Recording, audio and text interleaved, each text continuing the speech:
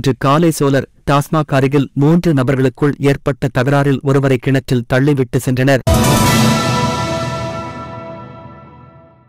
Solar பகுதியில் 3 நபர்களுக்குள் ஏற்பட்ட தகராறில் இரும்பு கடையில் வேலை செய்யும் திருப்பதி என்பவரை இன்று காலை கிணற்றுக்குள் தள்ளிவிட்டு சென்றுள்ளனர்.